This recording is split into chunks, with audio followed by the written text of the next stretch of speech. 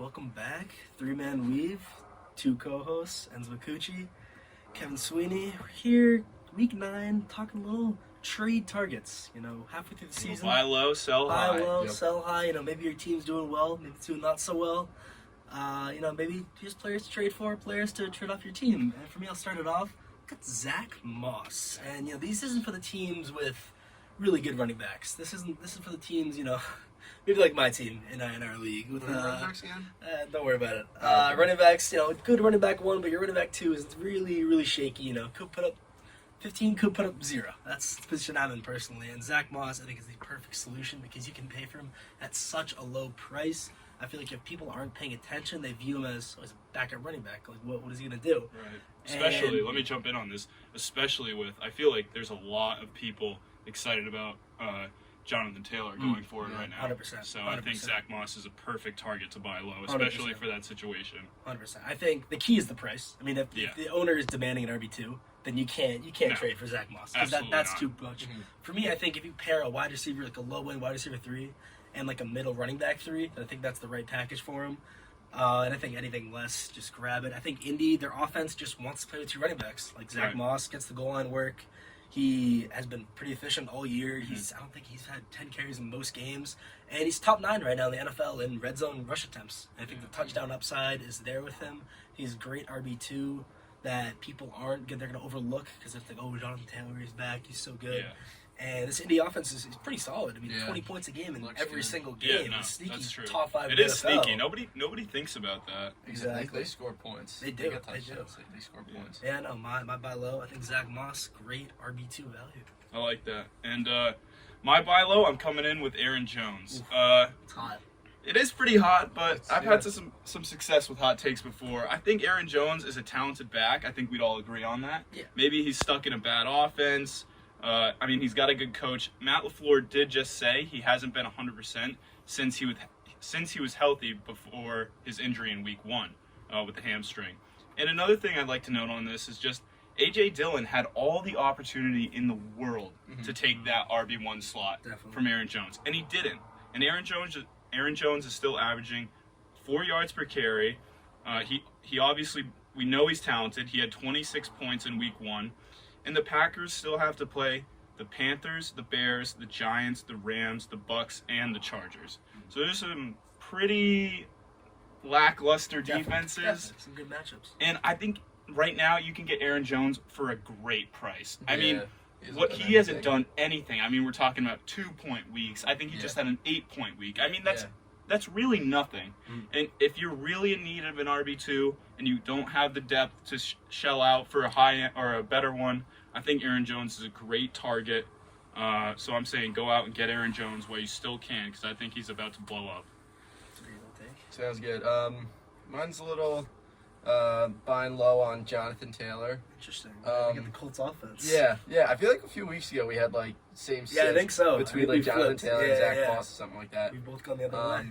But I still think he hasn't had much going on this season. 10 points last week. Yeah, 10 points. It's a good slot. Yeah, he's only had 1 game over 20 points. Still only has 1 touchdown, I guess, like Brendan said. I mean, Zach Moss has been getting most of the red zone work, but I think as time goes on, Jonathan Taylor's going to start to take over that backfield more and more. Everyone sees what he can do. A few years ago, he was, RB1? I think he was the consensus number 1 pick last year, so he still obviously has that huge upside potential. Colts still have a great offensive line, and I mean, his schedule coming up, Carolina, New England, bye week, then Tampa, Tennessee, Cincinnati, those are all games you get good amount of points. And again, I could see him as definitely a high-end RB2. He could be an RB1 by the end of the season. Yeah, but again, if you get him now, kind of keeping as RB2, by the time the playoffs roll around, he could definitely be an RB1. But I think, again, just because of that upside he has, is a reason that I definitely buy low on Jonathan Taylor. All right, going to our sell highs. I've got both Rams receivers. I've got Puka and I've got Cooper Kupp, and it's pretty simple. Not a whole lot of overthinking with this one. It's no Stafford. No Stafford means this Rams offense slows down significantly. Who's the quarterback? Who knows? I think it's still don't know. Britt Rippon. Oh, right. It's Ripien or it's Stetson Bennett. No, but he's been dealing with some off the field issues. So I think it's Brett Ripien. I don't think I trust him. I think Cup and Puka were a little more dependent on Stafford than people kind of thought.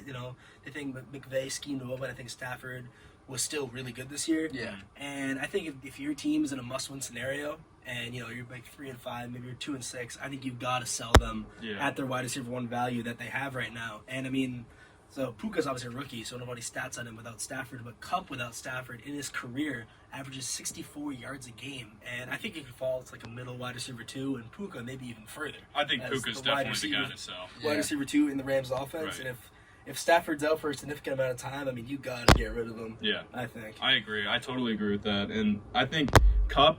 I mean, if you don't want to sell him just because it's Cup, like I understand that, and I think with the backup quarterback, usually backup quarterbacks tend to just pepper their number 1 wide receivers. I mean, especially when they're household names like Cooper Kupp, and like if Burrow went down, I'm sure Jamar would get a million targets, things like that. So I think to that point, Puka is definitely out. I think, I mean, he's a great talent, obviously, but like Brendan's saying, with no quarterback, it's going to be tough. My sell high is going to be Courtland Sutton. Courtland Sutton, he's a good flex option right now, but I think he's very touchdown dependent. He scored a touchdown in 6 of his 8 games this year, and he's never scored more than 1. He's never gone over 20 points. In the last 5 games, Sutton had 3 targets, 6, 6, 3, and 5, while Judy's targets have been trending up. He had in the last 5 games 6, 5, 5, 7, and 5 targets. I also think that the Broncos are going to start to lean more and more on Javonte Williams as he keeps getting healthier. He is looking amazing. And I think that might be another, I don't know what price you get him at. I think you could get him for maybe a little lower than he should be right now. But I think in the next coming weeks, Javonte Williams is going to be a great back and definitely going forward throughout the season. But yeah, I think Courtland Sutton, I mean, he's a good receiver. He's definitely talented, but it's just the Broncos offense.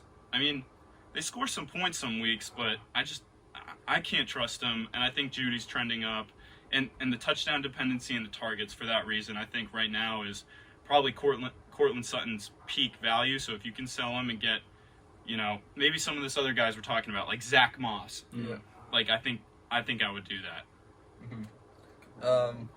My sell high is Devontae Smith.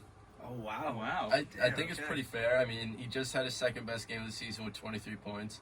All season, his target share hasn't been that high. I mean, averaging about 7 targets per game. But, I mean, he's had games where, like, he hasn't gotten more than 5 targets.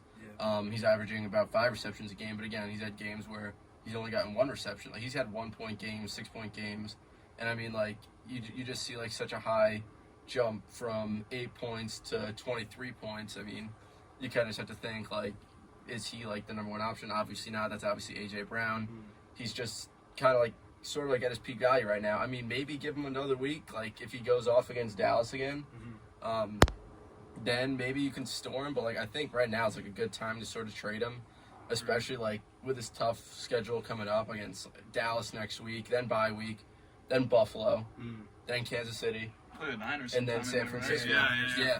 And then Dallas again after San Francisco. So I mean, like those are like some top rated pass defenses. Exactly. Yeah. I mean, like. Plus, like, the Eagles like to run the ball. I mean, coming up, like, again, they just like to run the ball. I think A.J. Brown's still the number 1 option, obviously. He's at a historic pace, so why would they stop feeding him? Like, obviously, if it's not broke, don't fix it. Right. It's pretty out. I mean, there's just no reason for Devontae Smith to be getting out-targeting A.J. Brown or scoring more than A.J. Brown. So, then more than A.J. Brown. So that's why I'd sell high on Devontae. It's a tough week for that, too, because on the one hand, you could sell Devontae right now. You get a nice package for him. Yeah, too, you could probably get some good value. Yeah. I think a lot of people are excited about him. You look at that, and you're just like, you think it's. And he's had big weeks too, like 17 in week 1 against New England, 25 against Minnesota. I mean, 15 against Washington is not bad, obviously. But like again, like you could definitely get a good package out of him. Yeah. Definitely. Yeah, no. All right, let's get into our start sits for the week, and this is not the hottest take right here. We're starting Breece Hall. This is no nonsense. We're locking him in as a running back. Facing a weak Chargers defense on Monday night. They're 17th against opposing running backs. And Breece is a big play machine. He's top 3 in 40-plus rushes in the season and top 10 in 20-plus rushes in the season. And I think a shootout is pretty likely in this game. I think the Jets defense is a little bit fraudulent. I think the Chargers can make some big plays the other way. I think the Jets will have to make big plays against the Chargers. I think they'll be able to. I think a TD for him is very likely. And I think it's 16, 17 points from Breece Hall is pretty guaranteed, pretty locked in. Yep. Yeah, totally agree. I mean, not much to say more on that. He's a great player. He's trending up and against a bad defense, I think. On the other side of that, too, bold prediction, maybe not that bold. I think Eckler's going to go for over 30 this week on the other side of the offense. Go off too. But my start this week is going to be Kareem Hunt. This is definitely a little hot. But again, I think Definitely. teams that need that, you need to, like this week, I'm relying on Darrell Henderson or Darrell Henderson. Just not a great back. I'm not excited about it. He doesn't pass the eye test. He doesn't thread the needle. None of that. But if you need to start someone like that and you can get access to Kareem Hunt, I think he's your guy. He handled the majority of the carries last week. I think he's starting to emerge as the top back in that three-headed backfield with Pierre Strong and Jerome Ford. And Jerome Ford also has a lingering ankle injury. I don't know much about it. I don't think there's much said about it right now. He looked good against Seattle, that's the thing. He did. But they're playing the Cardinals, too. And the Cardinals give up the fourth most points to backs and the third most touchdowns to fantasy backs.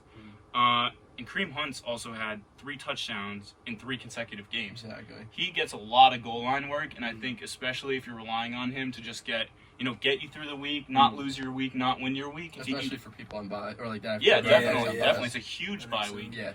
I think he can definitely be your guy. I think 12 to 13, 14 points is realistic for him. I mean, maybe he gets even more, but I think he doesn't really catch the ball, so I don't think he's got a lot of upside there. But I think Kareem Hunt it definitely is a hot take, but I think he's going to work out this week. No, I feel that. As a former Jerome Ford owner, the Kareem Hunt touchdowns would always invigorate me. Yeah. Very frustrating. Seems to happen to you a lot. We were watching the Texans game on the train, and Damian Pierce touchdown. Damian Pierce got called back, and who ran it in? Stroud? Just vultured it away from him. It was terrible. Oh, no, wasn't it fullback? Beck. Fullback. Okay. Beck! I think Kareem Hunt, especially, I think against the Cardinals, they'll be in the red zone a lot. I think it's a great start. I think touchdown is I think it's a pretty free bet. Yeah. Well, listen wait later on to my wait lock. Wait and see. All right, so my start for the week, kind of had a little back and forth here on who to start, but I ended up going with DeAndre Hopkins. Just had his best week of the season. I mean, you could obviously put him at a sell high point here. But I think you should hold on to him and play him at least this week because coming up, like, Pittsburgh's got a brutal secondary. Week 1, they let 35 to Ayuk, 16 to Amari, 44 for Devontae Adams, 25 for Puka. I mean, these are some of, like, the top receivers in the league going off against the secondary. And, I mean, again, like I said, he just dropped a huge game against Atlanta last week. Him and Levis seem to have some pretty good connection. Levis loads it up. Yeah, I mean, he does. just uncorks the ball. He's got a cannon. I don't think he's gonna get like 37 again, but I definitely think like 23 plus is definitely in the picture for him. 23 plus, that'd be a nice week. That's definitely in the picture for him. And I think he's a great flex option too this week. Definitely, I like him in the flex, especially because it's like people have kind of probably been like keeping him on like storing him, almost stashing him, and then kind of. He might have bounced around a couple teams too. I mean, he was doing absolutely nothing. So. Exactly. So that's why I say start DeAndre Hopkins this week. Yeah, I can see that game being a shootout. The Steelers, nobody's figured out Will Levis yet. Exactly. Maybe there's not a lot of NFL game film on him. So. Exactly. No, I can see Levis just loading it up against the Steelers. And that goes in Isn't Minka Fitzpatrick hurt too? It's possible. I think he is. I think he probably is. Last week.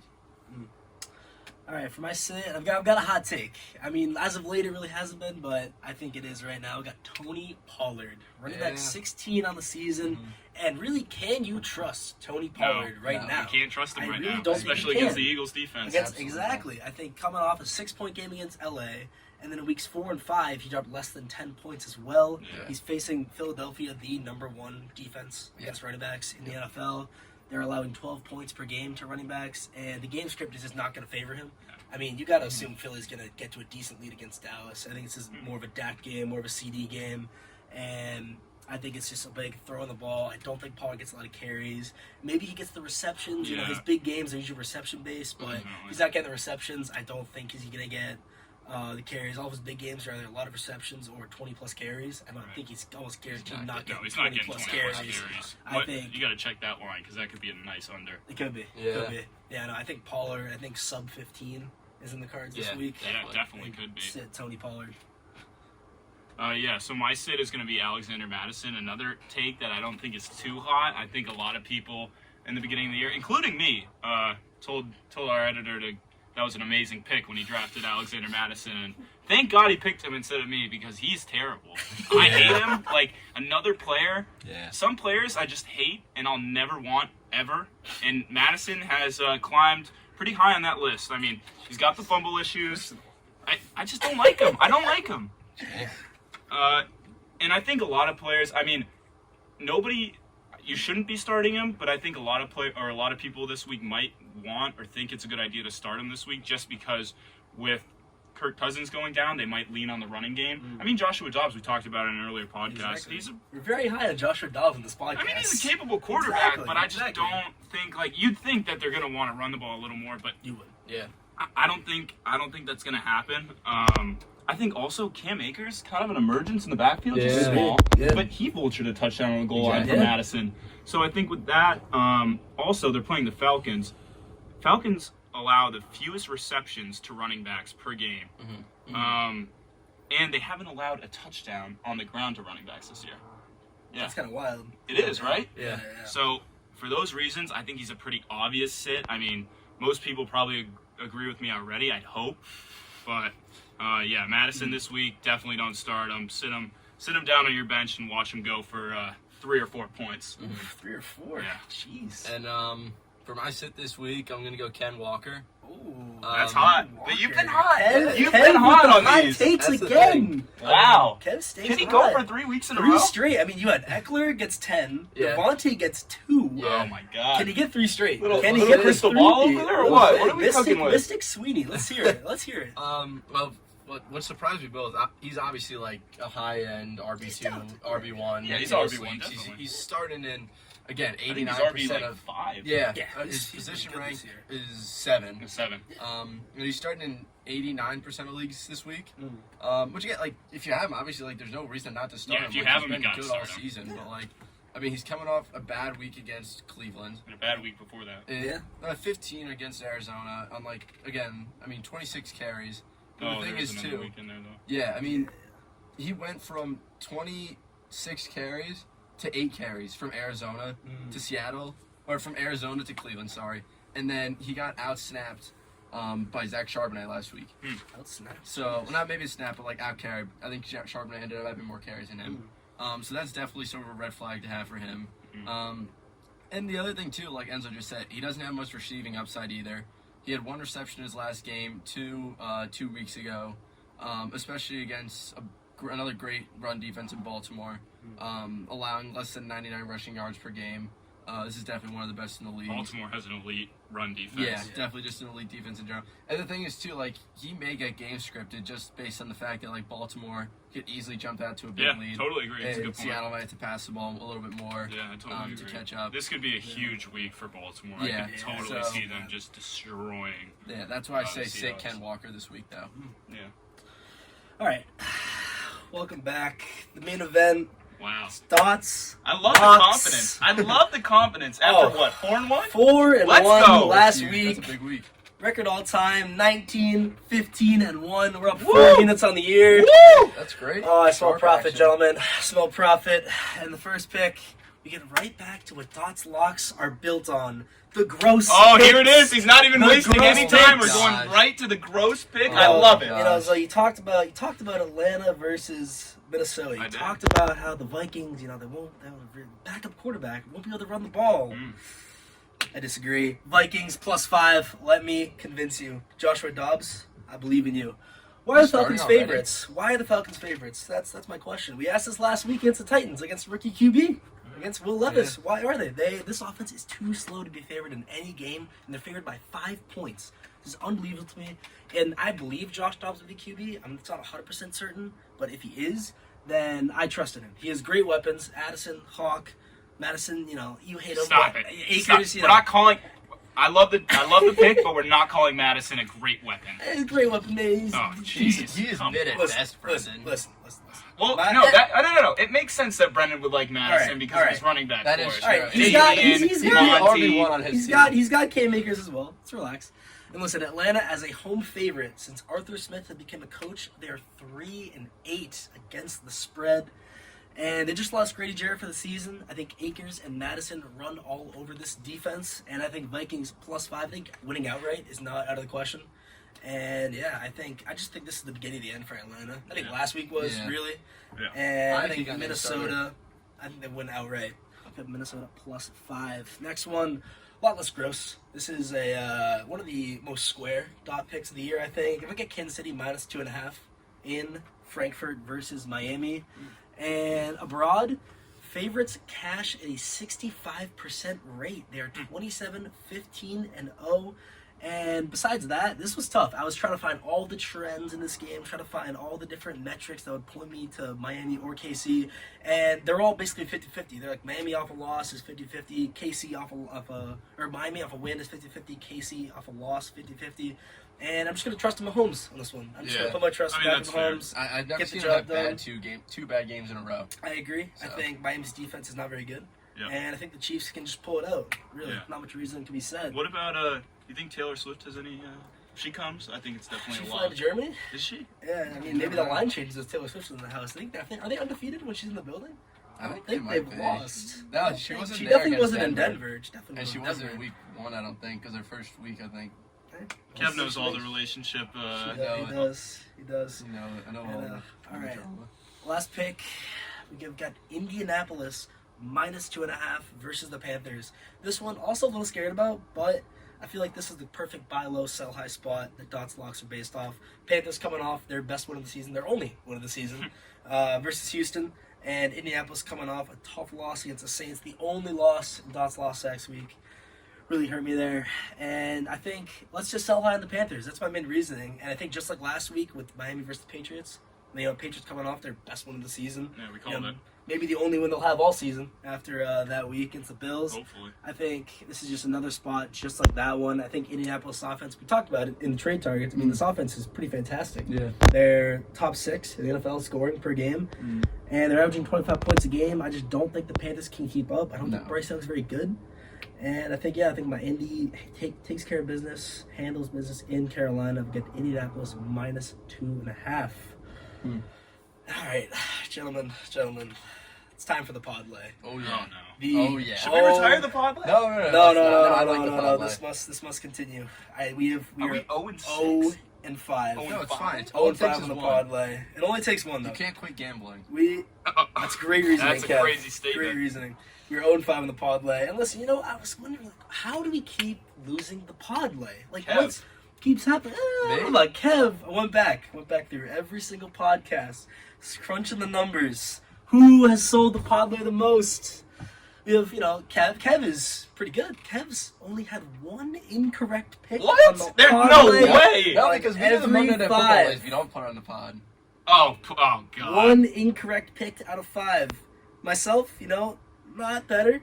I've got 2. I've got 2 misses. He calls me out. Got 2 misses. I didn't call him out, actually. No, Zoe did. He calls me out. Yep. And he's gonna have so you'd think, who I definitely sells have, the one. parlay the most? Enzo's got 4. Wow. 4. What's Four the sells. only one that's hit? I don't think we hit any. No, he's definitely hit one. Oh, last week, because Kev sold it last week. Okay. I thought you might meant have -9 last week. Yeah. I think. What did I have last week? You had Texans. Yeah. -3, Carolina. Oh my God! How did they lose that game? Yeah, that was really square. So, Mr. Zoe, you got to redeem yourself. I don't know what to say. You have to. And real quick, Editor Max has not missed on his picks. He had Miami -14 and it hit. It's incredible. Sharp. Fading his hometown team. He is sure. Might have to get him back on this parlay next week. Need some help.